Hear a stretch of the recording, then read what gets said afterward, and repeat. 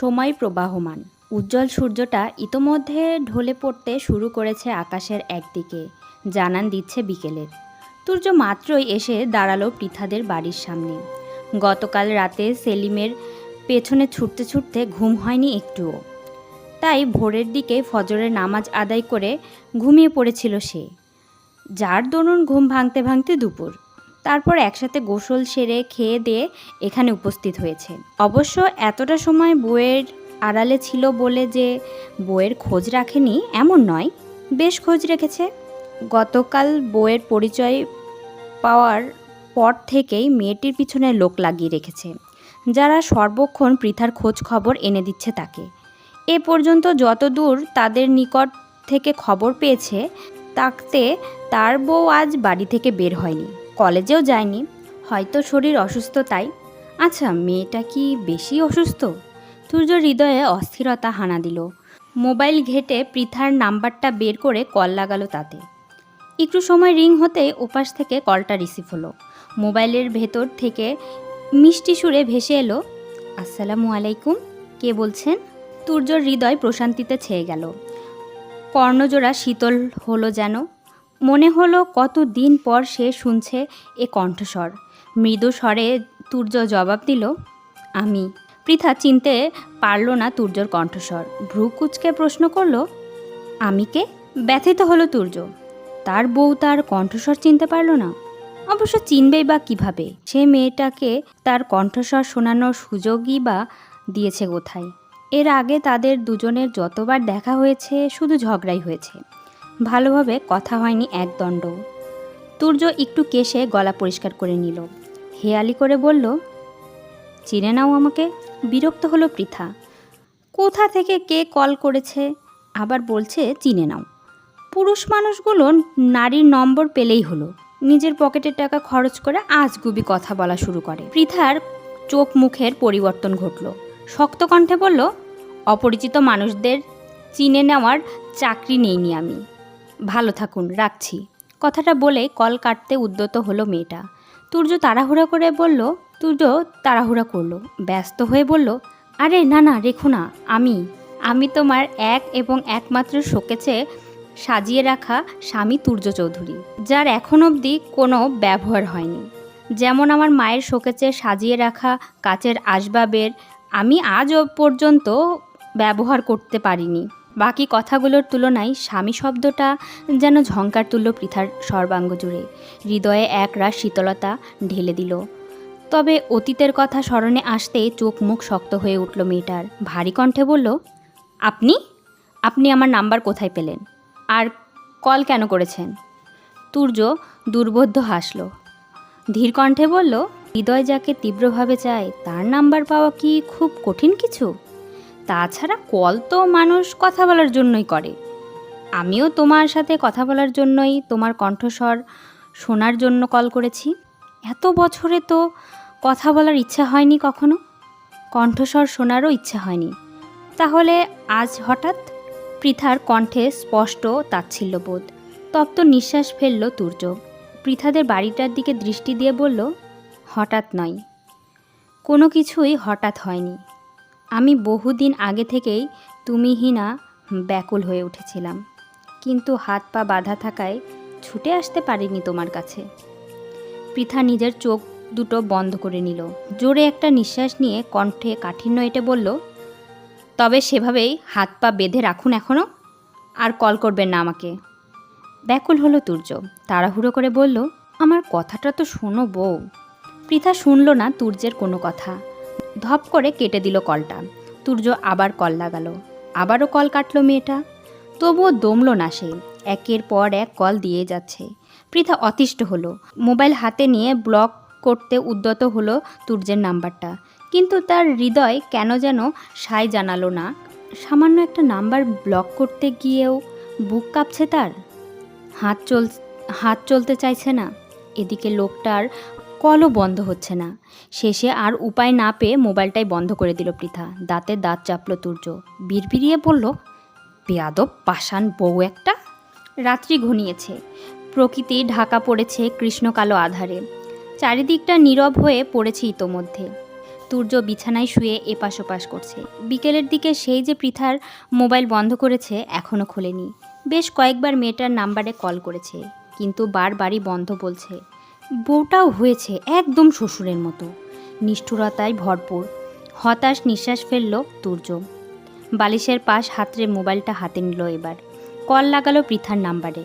এবার ঢুকছে কলটা, কিন্তু ওয়েটিং বলছে। তুর্য তড়াক করে লাফিয়ে উঠে বসলো বিছানায়। মোবাইলের স্ক্রিনে চোখ বুলিয়ে সময় দেখল। এখন রাত প্রায় 12টা। এই সময়ে বউ কার সাথে কথা বলছে? তার অবর্তমানে কোনো শেয়ালের বাচ্চা আবার খুদকুড়ার লোভ দেখিয়ে তার মুরগির বাচ্চার মতো বউকে পুটিয়ে নেয়নি তো? নিতেই পারে, আজকাল সবই সম্ভব। তুর্যর হৃদয়ে ভয় হানা দিল। আবারও বার কয়েক কল করলো পৃথার নাম্বারে। প্রতিবারই ওয়েটিং বলছে। দিশেহারা হলো সে। নিজের কক্ষ থেকে ছুটে গেল আরশের কক্ষের দিকে। গলা উঁচিয়ে ডাকলো, আরশ, আরশ। বেচারা সারা দিনের ধকল শেষে কেবলই বিছানায় গা এলিয়ে দিয়েছিল। তুর্য তো সেই দুপুরে ঘুম থেকে উঠে খেয়ে দিয়ে চম্পট, আর এই পেট মোটা সেলিমকে রেখে গিয়েছিল তার উপর। সে আবার ওই লোকটাকে ধরে বেঁধে চালান করে দিয়েছে ঢাকায়। এখন একটু শান্তিতে ঘুম দেবে তা নয়। তুর্যর হাঁকডাক শ্রবণে হন্তদন্ত হয়ে কক্ষ থেকে বেরিয়ে এলো আরশ। ব্যস্ত হয়ে শুধালো, কি হয়েছে স্যার? তুর্যের চোখে মুখে অস্থিরতা ফুটিয়ে তুলল। আহাজারি করে বলল, আমার মুরগির বাচ্চার মতন বউটা যেন কোনো শিয়ালের বাচ্চার পাল্লায় পড়েছে। বউটাকে সেই কখন থেকে কল দিচ্ছি, অথচ ওয়েটিং দেখাচ্ছে। আরশ একটু এগিয়ে গেল তুর্যের দিকে। সে তার স্যারকে চেনে খুব ভালোভাবে, তাই বেশ স্বাভাবিক কণ্ঠে প্রশ্ন করল, কতক্ষণ ধরে ওয়েটিং দেখাচ্ছে স্যার? হাত ওচালো তুর্য। আঙ্গুলের কর গুনে গুনে বলল, 4 মিনিট ধরে। ফোঁস করে একটা নিঃশ্বাস ছাড়ল আরশ। ইহজীবনে তাকে শান্তি দেবে না এই লোক। মাত্র 4 মিনিট ধরে বইয়ের নাম্বার ওয়েটিং পেয়েছে, তাই চেঁচামেচি করে বাড়ি মাথায় তুলছে। অথচ এত বছরে যে বইয়ের সাথে একদম কথা না বলে থেকেছে, তাতে কিছু না। আরশের ভাবনার মধ্যেই তুর্য আবারও কল লাগালো পৃথার নাম্বারে। এবার আর ওয়েটিং বলছে না। তুর্য লাফিয়ে উঠল, হৈ হৈ করে বলল, এই বইয়ের নাম্বারে কল ঢুকেছে, এবার আর ওয়েটিং বলছে না। এরপর লাজুক হাসলো সে। পেছন ঘুরে নিজের কক্ষের দিকে যেতে যেতে বলল, তোর সাথে পরে কথা হবে, আগে বউয়ের সাথে কথা বলে নি। বউটা নিশ্চয়ই আমার অপেক্ষা করছে। আরশ ভেঙচি কাটল, বিড়বিড়িয়ে বলল, কল দিতে দিতে শহীদ হচ্ছে নিজে, আর অপেক্ষা করছে নাকি তার বউ। নাটকবাজ একটা। তবে এরপর আবার স্বস্তির নিঃশ্বাস ফেলল সে। যাক, আপদটা বিদায় হয়েছে, এখন একটু শান্তিতে ঘুমোতে পারবে। পেছন মুড়ে সেও নিজের কক্ষে চলে এলো। অল্প শব্দে আটকে দিল দরজাটা। তুর্য নিজ কক্ষে প্রবেশের প্রায় সাথে সাথেই তার কলটা রিসিভ করলো পৃথা। রুক্ষ কণ্ঠে বলল, আপনি আবার আমাকে কল করেছেন কেন? তুর্য নাক মুখ কোচকালো, থমথমে কণ্ঠে জবাব দিল, সালাম কালাম কি সব পানিতে গুলিয়ে খেয়ে নিয়েছো নাকি? কল ধরেই প্রথমে সালাম দিতে হয় জানো না? পৃথা অপমানিত বোধ করলো। এমনিতেই সব সময় সে কল রিসিভ করার সাথে সাথে সবাইকে সালাম দেয়, কিন্তু আজ মেজাজটা একটু তেতে ছিল। সামনে কলেজের পরীক্ষার বিষয়ে কথা বলছিল রিদির সাথে। এর মধ্যে তুর্য কল করে করে অতিষ্ঠ করে তুলেছে এতক্ষণ, তাই অনেকটা ক্রোধের বশেই সালাম দিতে খেয়াল ছিল না। সেটা ধরেও এখন কথা শোনাচ্ছে ব্রিটিশ লোকটা। পৃথার মুখশ্রী থমথমে রূপ ধারণ করলো। ভারী কণ্ঠে বলল, আসসালামু আলাইকুম। তুর্য হাসল, একটু টেনে টেনে জবাব দিল, ওয়ালাইকুম আসসালাম। গা জ্বলে উঠল মেয়েটার। দাঁতে দাঁত পিষে বলল, আপনাকে না বিকেলে কল করতে বারণ করেছিলাম, তারপরও আবার কেন কল করেছেন? কথা বলতে। আমার আপনার সাথে কোনো কথা নেই। আপনি আর আমাকে কখনো কল দেবেন না, বুঝেছেন? তুর্যর মুখখানা মলিন হলো। অস্থির হয়ে বলল, কিন্তু আমার তোমার সাথে অনেক কথা আছে, অনেক কিছু জানানোর আছে তোমাকে। আমি আপনার কোনো কথা শুনতে চাই না। পৃথার কাটকাট কণ্ঠস্বর। ব্যস্ত হলো তুর্য। দ্রুততার সাথে বলল, এমন কথা বলো না দয়া করে, আমার কথাগুলো শুধু একটাবার শোনো। মলিন হাসল পৃথা, তাচ্ছিল্য করে বলল, আর কিছু শোনার বাকি নেই। আমাদের কথা অনেক আগেই ফুরিয়ে গেছে। এখন আমাদের বিচ্ছেদের সময় আসন্ন। থামল পৃথা। দীর্ঘশ্বাস ফেলে বলল, আমাদের তালাকের সময় ঘনিয়ে এসেছে। এই মুহূর্তে আর মায়া না বাড়ানোই শ্রেয়। ভালো থাকুন, রাখছি আমি। চোখ মুখ শক্ত হলো তুর্যর।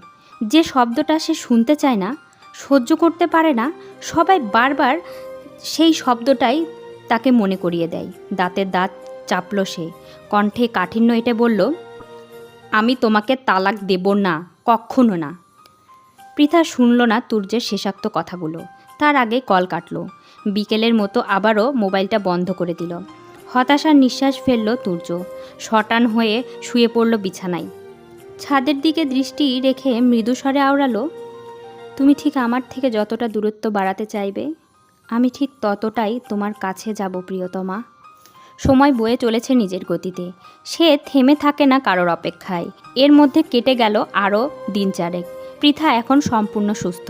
আজ কলেজে যাওয়ার জন্য বেরিয়েছে বাড়ি থেকে। সেই সংবাদ কর্ণে পৌঁছাতেই গাড়ি নিয়ে বেরিয়ে পড়েছে তুর্য। এই 4 দিনে পৃথার সাথে দেখা হয়নি তার একবারের জন্য। বউয়ের দেখা না পেয়ে দিন দিন তুর্যর অবস্থা যে নাজেহাল হয়ে পড়েছে। তা কি তার বউ জানে? এই 5টা বছর বউকে না দেখে দূরে সরে ছিল, তাও একটা পর্যায়ে ছিল। কিন্তু এখন বউকে দেখে বউয়ের কাছাকাছি অবস্থান করেও দূরে দূরে থাকাটা কি আদৌ সম্ভব? তুর্য বেশ অনেকবার পৃথাদের বাড়ির সামনে দিয়ে উকিঝুঁকি মেরেছে এই 7 দিন, কিন্তু মেয়েটা বাড়ি থেকে বের হয়নি। কলও ধরেনি তার। বউয়ের দেখা পাওয়ার আশায় বাড়ির ভেতরেও ঢুকেছিল 2বার। তবে তার শ্বশুর তার বউয়ের সাথে দেখা করতে না দিয়ে দূর দূর করে তাড়িয়ে দিয়েছে। তাই তো পৃথার কলেজের যাওয়ার সংবাদ পেয়েই বেচারা এসে দাঁড়িয়েছে কলেজের সামনে। কিন্তু মেয়েটা আসছে না কেন এখনও? পৃথার পেছনে লাগানো লোকগুলো সেই কখন খবর দিল সে বাড়ি থেকে বেরিয়েছে। তাহলে এত দেরি কেন? তুর্য কপাল কুঁচকে এদিক ওদিক তাকাতে তাকাতে দেখা পেল পৃথার আর হৃদির। এই তো মেয়ে দুটো এদিকেই আসছে। তুর্য দেরি করল না, এগিয়ে গিয়ে দাঁড়ালো পৃথার মুখোমুখি। নরম কণ্ঠে জিজ্ঞেস করলো, এখন কেমন আছো? সম্পূর্ণ সুস্থ? পৃথা থমকে দাঁড়ালো, চোখ তুলে তাকালো সম্মুখ পানে। ভ্রু কুঁচকে বলল, আপনি এখানে? তুর্যর দৃষ্টি শীতল হলো, যেন কত শত বছর পর নিজের প্রিয়সীর একটু দেখা পেয়েছে সে। তুর্যর হৃদয়ে শীতলতা ছেয়ে গেল। মোহিত কণ্ঠে বলল, নিজের তৃষ্ণা মেটাতে এসেছি। কিসের তৃষ্ণা? তোমাকে দেখার তৃষ্ণা। তুর্যর কণ্ঠে শীতলতা, তবে চোখ মুখ শক্ত হলো পৃথার। দাঁতে দাঁত চেপে চিবিয়ে চিবিয়ে বলল, ন্যাকামি না করে পথ ছাড়ুন, আমার ক্লাস আছে। তুর্য গায়ে মাখল না বইয়ের অপমান। হেসে জবাব দিল, তোমার কাছে যা ন্যাকামি, আমার কাছে তাই ভালোবাসা। তা এই 5 বছর এত ভালোবাসা কোথায় ছিল? বিষধর কোনো সাপের গর্তে লুকিয়েছিল, নাকি আপনার ন্যাকামোর আস্তরণে চাপা পড়ে গিয়েছিল? দীর্ঘশ্বাস ফেলল তুর্য। একটু এগিয়ে এসে পৃথার এক হাত টেনে নিল নিজের হাতের ভাঁজে। কাতর কণ্ঠে বলল, এই 5 বছরও ভালোবাসা ছিল, তবে পরিস্থিতি এবং পেশার চাপে তোমার নিকট পৌঁছাতে পারিনি শুধু। মেয়েটার দৃষ্টি তীক্ষ্ণ হলো। তুর্যের হাতের ভাঁজ থেকে নিজের হাত ছাড়িয়ে নিল সে। রুক্ষ কণ্ঠে বলল, তবে এখনও পৌঁছানোর দরকার নেই। একদম বখাটেদের মতো আমার পিছু নিবেন না। কথাটা বলে হৃদির হাত টেনে পৃথা পা বাড়ালো কলেজের দিকে। তুর্য কয়েকবার ডাকলো মেয়েটার নাম ধরে, কিন্তু মেয়েটা যেন তার কোনো ডাকই শুনতে পায়নি। সেভাবেই উপেক্ষা করে চলে গেল। হতাশ হলো তুর্য। পৃথা তাকে বুঝতে চাইছে না। এভাবে হলে কিভাবে চলবে? নিজের ভেতরকার কথাগুলো যদি পৃথার সামনে পেশ করতে না পারে, তবে মেয়েটাকে ফিরে পাবে কিভাবে? আদৌ তুর্য ফিরে পাবে তো? ভয় হলো তুর্যর। অস্থির হয়ে উঠল মন প্রাণ। তবে পরক্ষণেই আবার নিজেকে সামলে নিল। অবশ্যই পাবে পৃথাকে। বিয়ে করা বউ তার, বাইরের কোনো নারী নয়। পৃথার কলেজ শেষ হয়েছে। পৃথা আর হৃদির বাড়ি একদিকে হলেও পৃথাদের বাড়ির অবস্থান হৃদিদের বাড়ির পরে।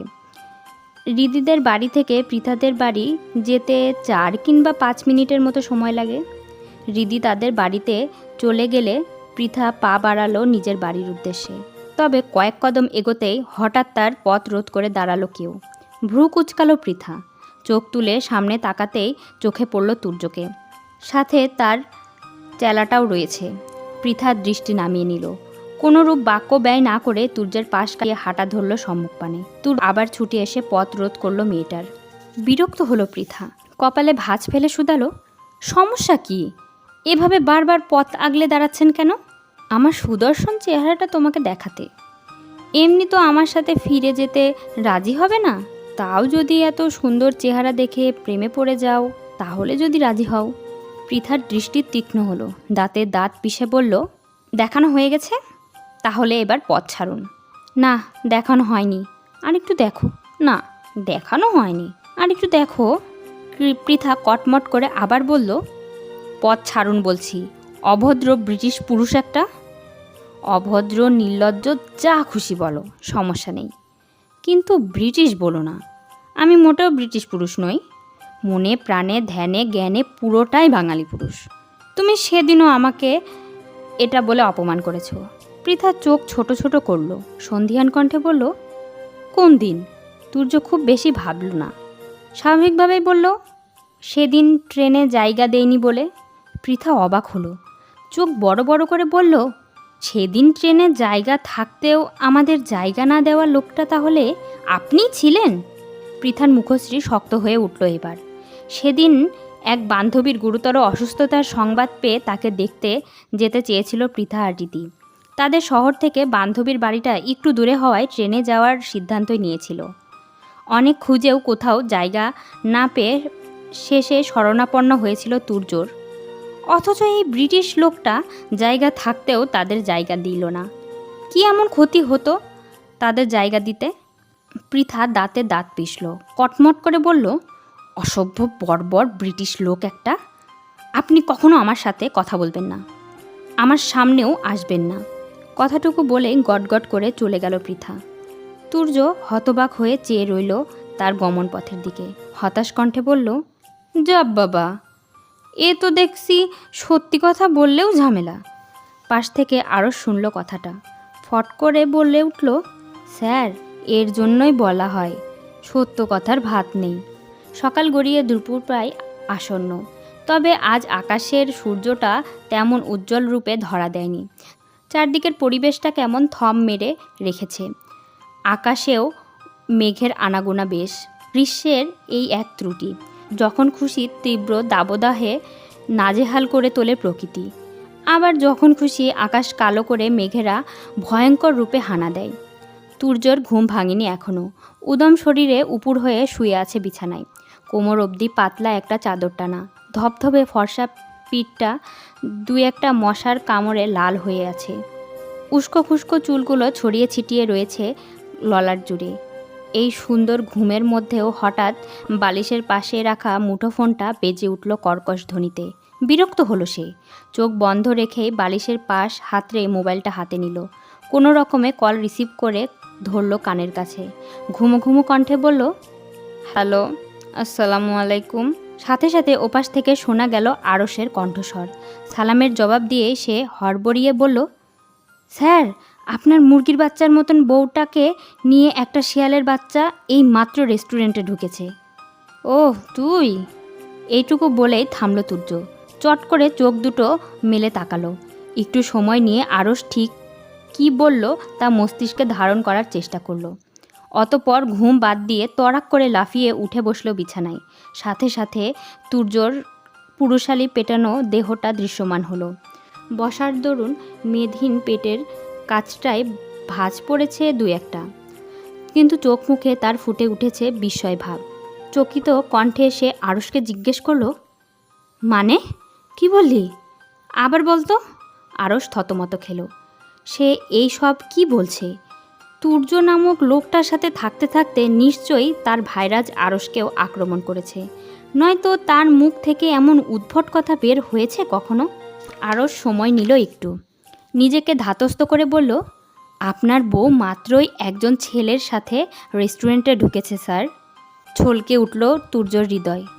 এই বুঝি তার বোকাশোকা মুরগির বাচ্চার মতন বউটাকে কোনো শেয়ালের বাচ্চা ফুসলে নিল?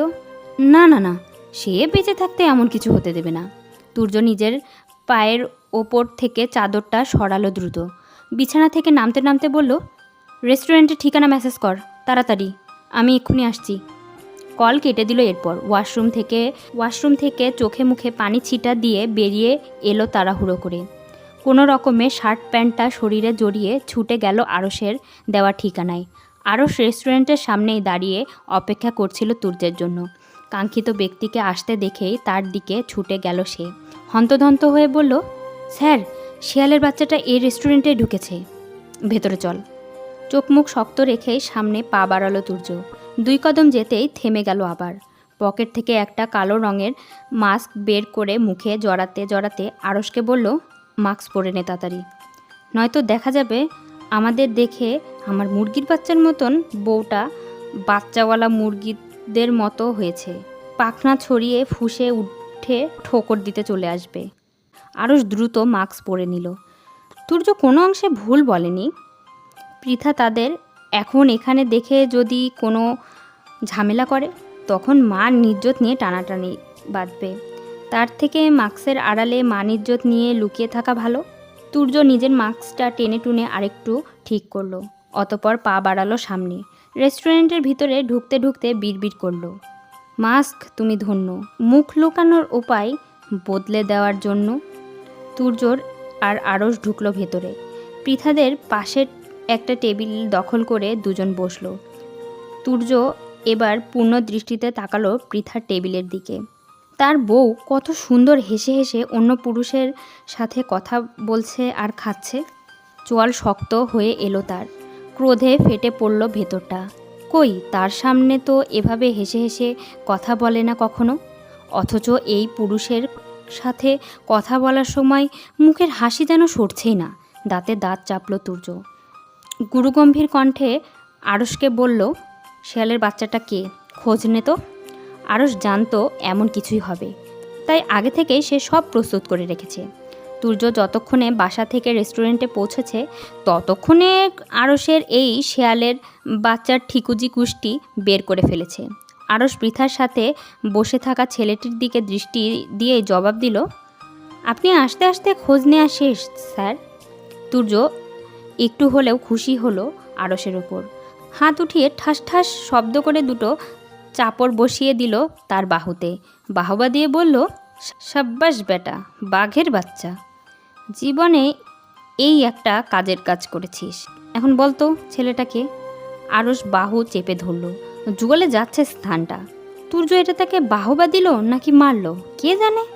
ব্যথায় চোখ মুখ কুচকালো বেচারা।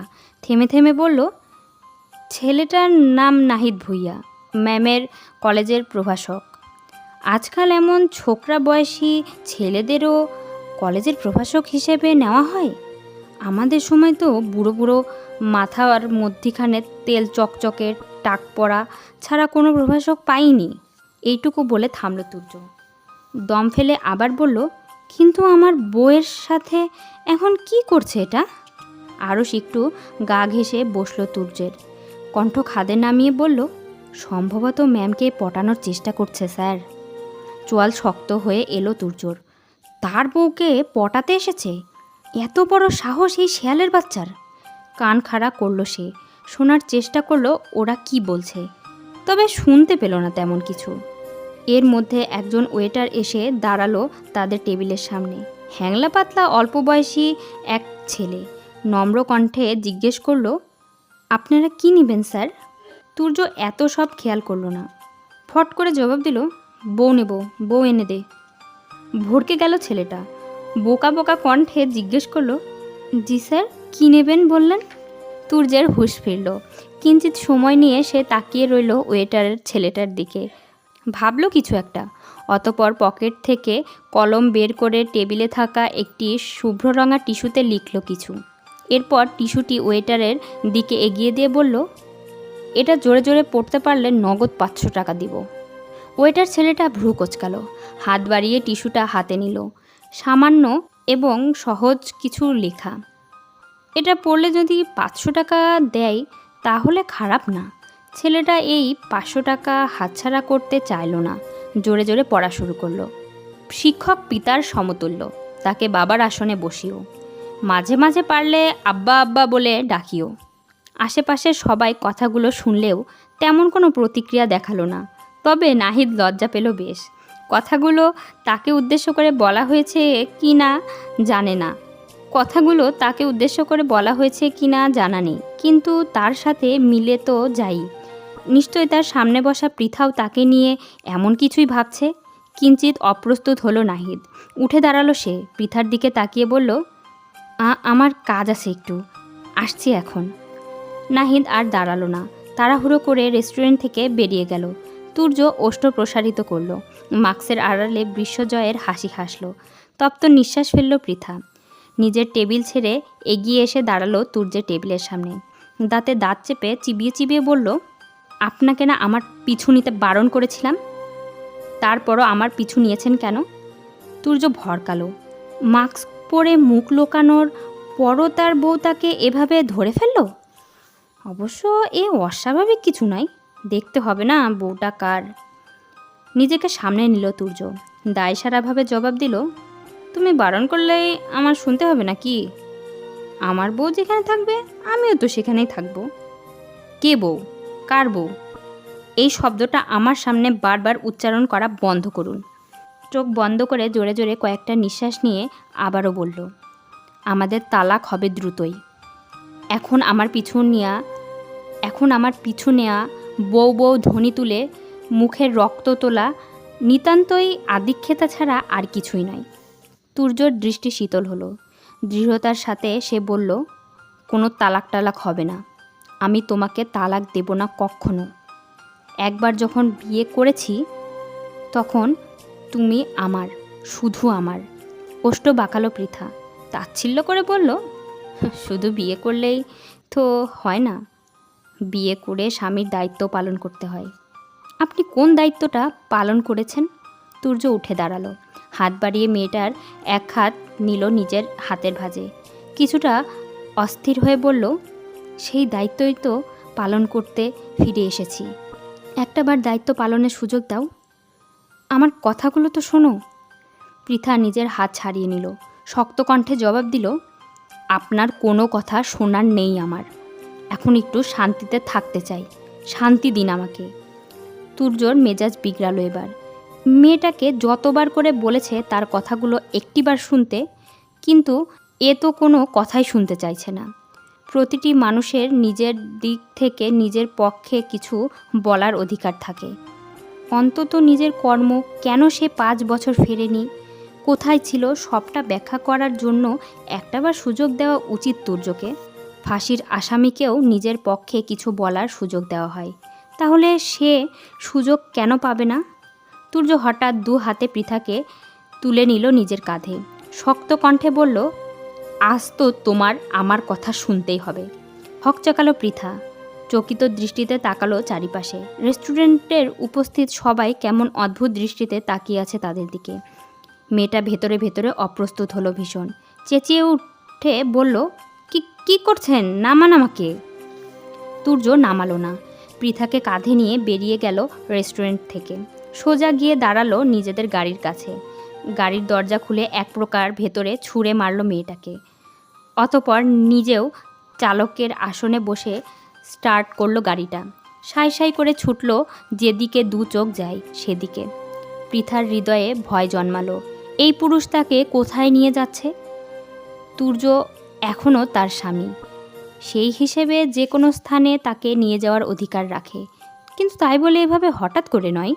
পৃথা গলা বাড়ালো, উঁচু কণ্ঠে শুধালো, আমাকে কোথায় নিয়ে যাচ্ছেন?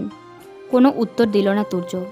পৃথা আরও বার কয়েক একই প্রশ্ন করল, অথচ তুর্য নিশ্চুপ। সে চোখ মুখ শক্ত করে নিজের ভাবে গাড়ি চালিয়ে যাচ্ছে, শুধু টা টু কোনো শব্দ তুলছে না কণ্ঠে। তুর্য আরও কিছুক্ষণ এভাবেই রইল। প্রায় ঘন্টা 2 পর গাড়ি থামল এক নির্জন স্থানে। স্টিয়ারিংয়ে হাত রেখে দীর্ঘশ্বাস ফেলে নেমে দাঁড়ালো গাড়ি থেকে। ঘুরে গিয়ে পৃথার দিকের দরজা খুলে বলল, নেমে এসো। পৃথা গাড়ি থেকে নেমে দাঁড়ালো, চোখ বুলিয়ে আশপাশটা দেখে নিল একবার। স্থানটা কোনো জঙ্গল ছাড়া আর কিছু মনে হচ্ছে না তার। চারপাশটা শুধু গাছপালা আর বন্য লতাপাতায় ভর্তি। যতদূর চোখ যাচ্ছে কোনো বাড়িঘরেরও দেখা নেই। পৃথা ভ্রু কুঁচকে জিজ্ঞেস করল, আমাকে এখানে নিয়ে এসেছেন কেন? কথা বলার জন্য এনেছি। অনেক কথা বলার আছে তোমাকে, আর এখন এই মুহূর্তে তুমি আমার সব কথা শুনতে বাধ্য। কথাটা বলে একটু সময় নিল তুর্য। পৃথা আর বাধা দিল না তাকে। একবার না হয় শোনাই যাক এই পুরুষ কি বলতে চাইছে। তুর্য একটা দীর্ঘশ্বাস ছেড়ে ধীরে সুস্থে বলতে শুরু করলো। তোমার আমার যখন বিয়ে হয়েছিল, আমার বয়স তখন 21 এবং তোমার মাত্র 15 ছিল। বিয়েটা তো আমাকে জোর জবরদস্তি করে দেওয়া হয়েছিল। এত বছরে নিশ্চয় তোমার অজানা নয়। হয়তো সেদিন ক্রোধের বশে বিয়ের আসরে তোমাকে ত্যাগ করে আমি ভুল করেছি, আমি মানছি। কিন্তু আমার স্থানে তুমি থাকলে কি করতে? নিজের ইচ্ছার বিরুদ্ধে বিয়ে দিলে একটু কি রাগ হতো না তোমার?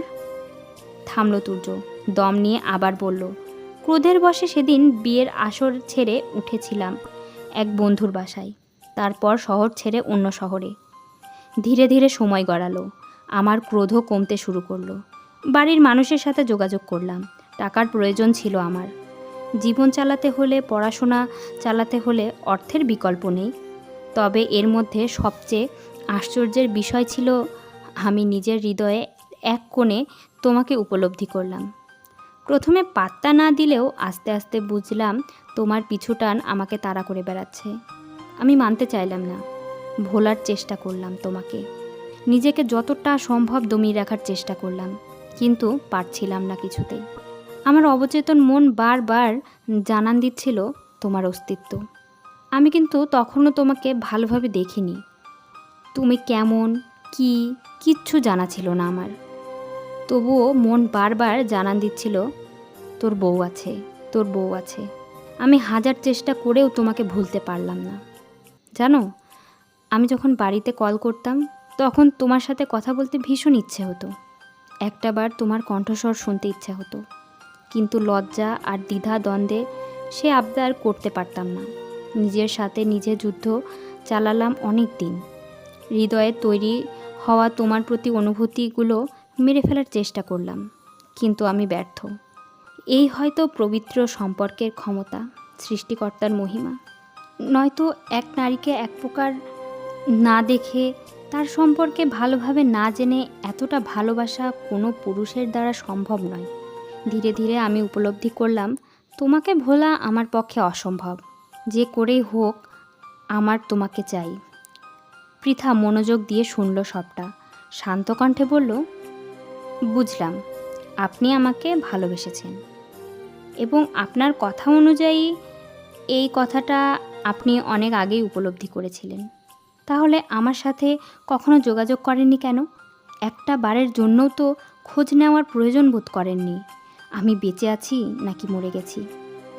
এই আপনার ভালোবাসার নমুনা? তবে আমি বলবো, এই ভালোবাসার কোনো প্রয়োজন নেই আমার। তুর্য অস্থির হলো, ব্যগ্র কণ্ঠে বলল, আমি কিভাবে খোঁজ নিতাম তোমার? প্রথমে খোঁজ নেওয়ার সুযোগ থাকলেও লজ্জা, সংকোচ এবং বিভিন্ন দ্বিধাদ্বন্দ্বে নিতে পারিনি। তারপর যখন বুঝলাম তোমাকে ছাড়া আমার সম্ভব নয়, তখন দেরি হয়ে গিয়েছিল অনেকটা। তখন আমি এক এমন শৃঙ্খলে আবদ্ধ হয়ে পড়েছিলাম যে সেখান থেকে বেরোনো সম্ভব ছিল না। বাড়ির মানুষের সাথেও তেমন যোগাযোগ করতে পারছিলাম না। মাঝে মাঝে একটু যোগাযোগ হলেও তাও খুব অল্প সময়ের জন্য। এইটুকু সময়ে আমার ভেতরকার সব কথা বলা সম্ভব ছিল না। তাই তো আমি ভেবেছিলাম তোমার সাথে আমার বিয়ে যখন হয়ে গেছে তখন তুমি আমারই আছো। আমার পরিবার যেভাবে আমাকে জোর করে তোমার সাথে বিয়ে দিয়েছিল, তেমনি তোমাকেও জোর করে আমার জন্য রেখে দেবে। যদিও আজ বুঝতে পারছি এই ভাবনাটা আমার সবচেয়ে বড় ভুল ছিল। পৃথার দৃষ্টি তীক্ষ্ণ হলো, ভ্রুকুচকে জিজ্ঞেস করলো, কোথায় আবদ্ধ হয়েছিলেন আপনি, যেখান থেকে পরিবারের সাথেও যোগাযোগ করতে পারছিলেন না ঠিকভাবে? তুর্য সময় নিল, তপ্ত নিঃশ্বাস ফেলে বলল, আমি যখন সম্পূর্ণরূপে উপলব্ধি করলাম তোমাকে ছাড়া আমার চলবে না, তখন আমার বিসিএস আসন্ন। লেখাপড়ার চাপে নাজেহাল অবস্থা। বিসিএস হলো, নিয়োগ পেলাম বিসিএস পুলিশ ক্যাডারে। প্রশিক্ষণের জন্য চলে গেলাম। আর ওই যে বললাম, ভেবেছিলাম আমার পরিবার তোমাকে আমার জন্য রেখে দিয়েছে। সেজন্যই নিশ্চিন্তে নিজেকে প্রতিষ্ঠিত করতে ব্যস্ত ছিলাম। তোমার সামনে নিজেকে পরিপূর্ণ করে তবে দাঁড়াতে চেয়েছিলাম। এত বছর পরে ফিরব, তাও যদি নিজেকে পরিপূর্ণ না করে কিংবা তোমার দায়িত্ব নিজের কাঁধে তুলে নেওয়ার মতো যোগ্যতা অর্জন না করে ফিরতাম, তবে তা আমার জন্য চরম ব্যর্থতা এবং লজ্জাজনক হয়ে দাঁড়াতো। দীর্ঘশ্বাস ফেলল তুর্য। বিষাদগ্রস্ত কণ্ঠে আবার বলল, আমি ঠিকই নিজেকে প্রতিষ্ঠিত করতে পারলাম, পরিপূর্ণ হয়ে ফিরলাম, কিন্তু ফিরে এসে তোমাকে আর পেলাম না। আমার পরিবার শুধু আমাকে জোর করে তোমার সাথে বিয়ে দিতে পারলো, তোমাকে আমার জন্য ধরে রাখতে পারলো না। পৃথার মন নরম হলো। সে বুঝলো তুর্যকে, বুঝলো তুর্যর প্রতিবন্ধকতাকে, কিন্তু পরক্ষণে হৃদয় ভারী হয়ে উঠল মেয়েটার। ঠিক আছে, তুর্য নিজের ভুল বুঝতে পেরেছে, এতদিন পর ফিরে এসে মাপ চাইছে। তাই বলে তো আর অতীতে যা যা হয়েছে, তাকে সমাজের কাছ থেকে যতটা তিরস্কার পেতে হয়েছে, তার বাবার সম্মানহানি ঘটেছে, সবটা মিথ্যে হয়ে যাবে না? তুর্যর একটা ভুলের জন্য তাকে যতটা কষ্ট সহ্য করতে হয়েছে তা ভোলার নয়। পৃথা নিজেকে সামলালো, শক্ত কণ্ঠে বলল, আপনি আজ ফিরেছেন, মাপ চাইছেন, তাই বলে কি সবটা ঠিক হয়ে যাবে? ফিরে আসবে আমার হারানো 5 বছর? সমাজের থেকে আমি যে তিরস্কার আপনার জন্য পেয়েছি তা কি চলে যাবে? আমাদের পরিবারকে যে মুখ লুকিয়ে শহর ছেড়ে পালিয়ে আসতে হয়েছিল, সেই অসম্মান কি শেষ হয়ে যাবে? কিচ্ছু শেষ হবে না। উল্টো আপনাকে যতবার দেখব ততবার আমার অতীতের সব ঘটনা স্মরণে আসবে। তার থেকে আমাদের আলাদা হওয়াটাই শ্রেয়। এতদিনও তো আলাদাই থেকেছি, আপনার জন্য তো নতুন কিছু নয়। কথাগুলো শেষ করে পৃথা পিছনে ঘুরে পা বাড়ালো চলে যাওয়ার জন্য। তুর্য হাত টেনে ধরল, হ্যাচকা টানে আছড়ে ফেলল নিজের বক্ষের ওপর। এক হাতে তার নরম কোমরখানা চেপে ধরে কণ্ঠে কাঠিন্য এঁটে বলল, আমি তোমার থেকে আলাদা হতে আসিনি, একসাথে থাকার জন্য এসেছি। একটু থেমে আবারও বলল, হয় তুমি আমার, নয়তো আমি তোমার, যেটা তুমি মেনে নাও। তুর্যের হঠাৎ এহেন স্পর্শে শিউরে উঠল পৃথা। হৃৎস্পন্দন বাড়ল তার। তবে এক মুহূর্ত সময় নিয়ে নিজের থেকে ধাক্কা মেরে দূরে সরিয়ে দিল তুর্যকে। কটমট করে বলল, একটাও মানব না। কি করবেন আপনি? সেকেন্ডের মাথায় ভোল পাল্টালো তুর্য। একটু আগের শক্ত কণ্ঠ বদলালো সে। চোখ টিপে দুষ্টুমির স্বরে বলল, একটু বেশি বেশি ভালোবাসবো তোমাকে। পৃথা ফোঁস করে উঠল, অসভ্য ইতর লোক একটা, সব সময় শুধু মাথায় মধ্যে উল্টা পাল্টা চিন্তাভাবনা, একে কিছু বলাই বেকার। পৃথা ক্রোধে গজগজ করতে করতে গিয়ে বসলো গাড়িতে, অপেক্ষা করলো তুর্যের আসার। কিন্তু তুর্য গেল না। আগের মতোই শটান দাঁড়িয়ে রইল আগের স্থানে। পৃথা ভ্রু কুচকালো, গাড়ির জানালা গলিয়ে মাথাটা একটু বের করে চিৎকার করে বলল, সমস্যা কি? গাড়িতে আসছেন না কেন? আমি বাড়িতে যাব। তুর্য এগিয়ে গেল পৃথার কাছে, মেয়েটার পাশাপাশি গাড়ির সাথে ঠেস দিয়ে দাঁড়ালো। দায়সারাভাবে বলল, যাও, বারণ করেছে কে? আপনি দিয়ে আসুন। তুর্য বেশ নির্লিপ্ত ভঙ্গিতে বলল, গাড়ি নষ্ট হয়েছে। চমকালো পৃথা, গাড়ি নষ্ট হয়েছে তাদের, তাও এই জঙ্গলে? এখন সে বাড়ি ফিরবে কিভাবে? পৃথা মৃদু স্বরে চেঁচিয়ে উঠে বলল, কি? তুর্য তাকালো স্ত্রীর দিকে, ওষ্ঠ বাঁকিয়ে বলল, কি নয় জি। তোমার কি মনে হয় গাড়ি নষ্ট না হলে আমি এমনি এমনি একটা জঙ্গলে এসে গাড়ি থামাতাম নাকি? পৃথা মাথায় হাত দিল সাথে সাথে, কাঁদো কাঁদো কণ্ঠে বলল, এখন কি হবে? আমি বাড়ি ফিরবো কিভাবে? তুর্য 2 হাত শূন্যে তুলে দিল, হাই তুলতে তুলতে বলল, আজ আর বাড়িতে ফিরতে হবে না, চলো এই জঙ্গলে পশু পাখিদের সাক্ষী রেখে আমাদের না হওয়া বাসরটা সেরে ফেলি। কান গরম হয়ে এলো পৃথার। কি সব বলছে এই নির্লজ্জ পুরুষ, তাও এমন এক পরিস্থিতিতে? কোথায় এখান থেকে কিভাবে বেরোবে সে চিন্তা করবে, তা না যত সব উদ্ভট কথাবার্তা। মেয়েটা কটমট করল, দাঁতে দাঁত চেপে বলল, অসভ্য নির্লজ্জ ব্রিটিশ পুরুষ। ওটা অসভ্য নির্লজ্জ ব্রিটিশ পুরুষ হবে না, ওটা হবে হাঁসের বাচ্চার মতো অতি আকর্ষণীয় সুন্দর পুরুষ। প্রত্যুত্তরে পৃথার আর কিছু বলতে ইচ্ছা হলো না। কপাল কুঁচকে নিজের ব্যাগ হাতড়ে মোবাইল বের করল সে। তবে নেটওয়ার্ক একদম শূন্য, কারোর সাথে যোগাযোগ করার উপায় নেই। এই মুহূর্তে পৃথার কান্না পাচ্ছে ভীষণ। কেন যে সে তখন এই লোকটার সাথে লাগতে গেল, এখানেই বা কেন এলো, আর কেনই বা এভাবে আটকা পড়ল? অন্য কারো সাথে আটকা পড়লে তাও তাড়াতাড়ি এখান থেকে বের হওয়ার সম্ভাবনা ছিল। তবে তুর্যের ওপর ভরসা নেই কোনো। উল্টো যতক্ষণ এই লোকটার সাথে এখানে আটকা পড়ে থাকবে ততক্ষণ নিজের সব সুখ শান্তি বিসর্জন দিয়ে থাকতে হবে।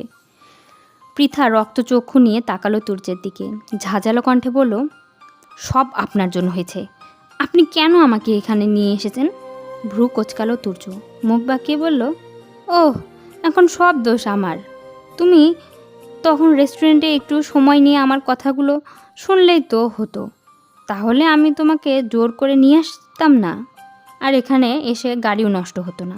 ভেঙচি কাটলো পৃথা, তাচ্ছিল্য করে বলল, 5 বছর পর এসেছে তার কথা শোনাতে, আমাকেও নাকি বাধ্য মেয়ের মতো তার কথা শুনতে হবে, যত সব। তুর্য বুঝল এখন কথা বাড়ালে সেই ফেঁসে যাবে। তার বউ তার ভুলগুলো নিয়ে দারুণভাবে খোঁচা মেরে মেরে তাকে শেষ করে দেবে, তাই আগে ভাগে কথা ঘুরিয়ে নিতে চাইল বেচারা। কণ্ঠ কিছুটা স্বাভাবিক করে বলল, এখন ঝগড়া করার সময় নাই বউ, দেখি গাড়িটা ঠিক করা যায় কি না। পৃথা গাড়ি থেকে নেমে দাঁড়ালো। তুর্যও আর সময় ব্যয় করলো না, ঝটপট গাড়িটা ঠিক করার চেষ্টা শুরু করলো, কিন্তু ফলাফল শূন্য। গাড়ি স্টার্ট নিচ্ছে না কোনোভাবেই। শেষে উপায় না পেয়ে এদিক ওদিক ঘুরে নেটওয়ার্ক খুঁজতে শুরু করলো সে, যদি কোনোভাবে কারোর সাথে যোগাযোগ করা যায়। পৃথাও এলো তুর্যের পিছু পিছু, চিন্তিত স্বরে শুধালো, নেটওয়ার্ক পেয়েছেন? মোবাইলটা মাথার ওপর উঁচিয়ে ধরল তুর্য, ঠোঁট কামড়ে জবাব দিল, না। তাদের এখানে ওখানে নেটওয়ার্ক খোঁজার মধ্যেই হঠাৎ ঝুম বৃষ্টির দেখা মিলল। সকাল থেকে আকাশের অবস্থা ভালো ছিল না, সেই ভালো না থাকার কান্না বুঝি এবার এভাবেই ঝরিয়ে দিল। তুর্য পৃথাকে নিয়ে দৌড় শুরু করলো, ছুটে গিয়ে বসলো গাড়ির ভেতরে, দ্রুততার সাথে আটকে দিল গাড়ির দরজাটা। চারদিকে বিদ্যুৎ চমকাচ্ছে, মেঘের গুড়গুড় ধ্বনি শোনা যাচ্ছে। আবহাওয়াটা ভালো লাগলো পৃথার। এমন এক সংকটময় মুহূর্তে মনটা উৎফুল্ল হয়ে উঠল। বৃষ্টি বরাবরই ভালো লাগে তার, তবে এভাবে চারিদিকে গাছপালায় ঘেরা জঙ্গলে গাড়িতে বসে ঝুম বৃষ্টি উপভোগ করা কখনো হয়নি। পৃথা তাকালো তুর্যের দিকে, আবদার করে বলল, জানালাটা একটু খুলে দিন না। তুর্য সাথে সাথে নাকচ করে দিল পৃথার এ আবদার, কিছুটা চোখ রাঙিয়ে বলল, ঠান্ডা লাগবে তোমার। পৃথা দমল না, অনুরোধের সুরে বলল, লাগবে না, দয়া করে দিন না জানালাটা খুলে। তুর্য এবার আর ফেলতে পারল না প্রিয়সীর আবদার, সে খুলে দিল জানালাটা। পৃথা উৎফুল্ল হলো, নিজের এক হাত বাড়িয়ে দিল জানালার বাহিরের বৃষ্টিতে। মুহূর্তেই ছোট ছোট ফোঁটায় পানি বিন্দুটা ভিজিয়ে দিল তার কোমল হাত। বাতাসের দাপটে কিছুটা বৃষ্টির ফোঁটা এসে ভিজিয়ে দিল পৃথার চোখ মুখও। আবেশে চোখ বন্ধ করে নিল মেয়েটা, জানালার বাইরে হাত রেখেই প্রফুল্ল চিত্তে উপভোগ করতে শুরু করলো বৃষ্টি। তুর্য এক দৃষ্টে তাকিয়ে আছে প্রিয়সীর দিকে, হৃদস্পন্দন আগের তুলনায় গাঢ়। বৃষ্টিবিলাসী কন্যার এরূপ যেন ঝড় তুলেছে তার হৃদয়ে, আবারও নতুন করে প্রেমে পড়েছে স্ত্রীর। তুর্য কিঞ্চিত সময় নিল, মুগ্ধ কণ্ঠে আওড়ালো, সোনমে বৃষ্টিবিলাসী, তুমি আসলেই সর্বনাশী। তুমি সর্বনাশ করেছ আমার। এই বৃষ্টি ভেজা স্নিগ্ধ চোখে মুখে ঝড় তুলেছ আমার বুকে। বৃষ্টির দরুন তুর্যর কণ্ঠে উচ্চারিত বাক্যগুলো স্পষ্টভাবে ধরা দিল না পৃথার কর্ণে।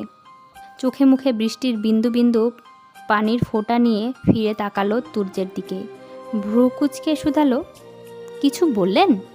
ধ্যান ভাঙল তুর্যর, হালকা হেসে জবাব দিল, না না, কিছু না।